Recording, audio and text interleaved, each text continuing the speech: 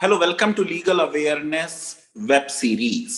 आर्यन खान के केस को लेकर मीडिया में डिस्कशन रहा, हाई कोर्ट में और लोअर कोर्ट में बेल पर बहस हुई और फैसले आए। आखिर में बॉम्बे हाई कोर्ट ने डिटेल्ड ऑर्डर भी रिलीज किया और कहा कि आर्यन खान के बारे में कोई डायरेक्ट एविडेंस नहीं है कि ये किसी साजिश में शामिल हैं। जो व्हाट्सएप चैट है वो रेलिवेंट नहीं है।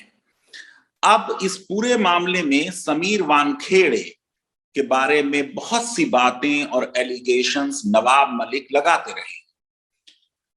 समीर वानखेड़े के father Dhanandev Wankhede Bombay High Court गए और उन्होंने कहा कि एक इंटरिम इंजंक्शन दिया जाए जिससे रोका जाए नवाब मलिक को इस तरीके के वाइल्ड एलिगेशंस लगाने के लिए। उन्होंने कहा इससे मेरे परिवार की reputation in the estimation of others lower हुई है, ये डिफेमेटरी है और ये झूठ है।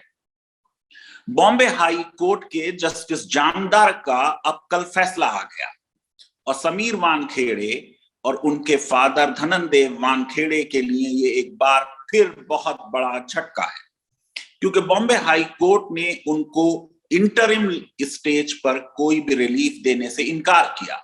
बॉम्बे हाई कोर्ट ने कहा कि ये कहना मुश्किल है, प्राइमा फेसाई की सारी बातें जो नवाब मलिक ने कही हैं वो पूरी तरह झूठ हैं। बॉम्बे हाई कोर्ट ने यह भी कहा कि अगर आप पब्लिक ऑफिशियल हैं तो फिर आपकी प्राइवेसी आम आदमी के प्राइवेसी के मुकाबले में थोड़ी कम होगी और आपके मामले में जो आप ड्यूटीज डिस्चार्ज करते हैं पब्लिक को बोलने का और कहने का राइट ज्यादा होगा। बॉम्बे हाई कोर्ट ने पुट्टुस्वामी जजमेंट प्राइवेसी का कोट किया और कहा रेपुटेशन आर्टिकल 21 में प्रोटेक्टेड है।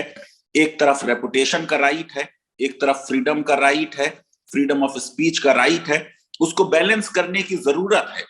लेकिन अगर पब्लिक रिकॉर्ड पर कोई चीज आ जाए तो उसके बारे में ये कहना कि ये डिफेमेटरी है बहुत मुश्किल है। आपको मालूम है बॉम्बे म्युनिसिपल कॉर्पोरेशन का बर्थ सर्टिफिकेट, फिर स्कूल लिविंग सर्टिफिकेट, फिर उनके निकाह की तस्वीरें जिसमें मुस्लिम रीति रिवाजों से उनका निकाह हो रहा है समीर वानखेड़े का, नवाब मलिक पब्लिक डोमेन में लाए हैं। मैं समझता हूं कि ये एक बहुत बड़ी डिफीट हुई है समीर वानखेड़े की, क्योंकि बॉम्बे हाई कोर्ट ने कहा कि जो एविडेंस नवाब मलिक ने दी है उसके बेसिस पे तो विजिलेंस इंक्वायरी हो रही है, उसके बेसिस पे तो करेक्टिव स्टेप्स लिए जा रहे हैं, एक अलग एसआईटी बन गई है। पूरा मुद्दा यह था कि नवाब मलिक ये कह रहे हैं कि समीर वानखेड़े और उनके फादर मुसलमान हैं और इन्होंने इंडियन सिविल सर्विसेज, खासतौर से इंडियन रेवेन्यू सर्विसेज में आने के लिए एक झूठा फेक एससी सर्टिफिकेट बनाया। आपको मालूम है कि लॉ ये है कि कोई भी मुसलमान शेड्यूल कास्ट बेनिफिट नहीं ले सकता है। मैं समझता हूं कि समीर वानखेड़े के लिए मुसीबतें बढ़ती जा रही हैं और नवाब मलिक की ये एक बहुत बड़ी जीत हुई है और अब ना मालूम नवाब मलिक और क्या क्या चीज करेंगे। बॉम्बे हाई कोर्ट ने साफ कहा कि अगर रीजनेबल वेरिफिकेशन कर लिया गया तो वो इतना काफी है किसी पब्लिक ऑफिशियल के बारे में कुछ कहने या लिखने के लिए।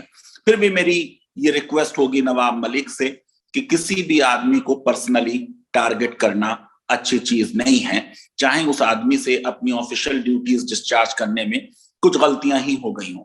लीगल अवेयरनेस वेब सीरीज अगर आपको पसंद आती है तो मेरी रिक्वेस्ट है कि हमारे इस वीडियो को वाइडली शेयर करें और हमारे चैनल को सब्सक्राइब करें और बेल आइकन और लाइक जरूर क्लिक करें। बहुत बहुत शुक्रिया, धन्यवाद, थैंक यू वेरी मच।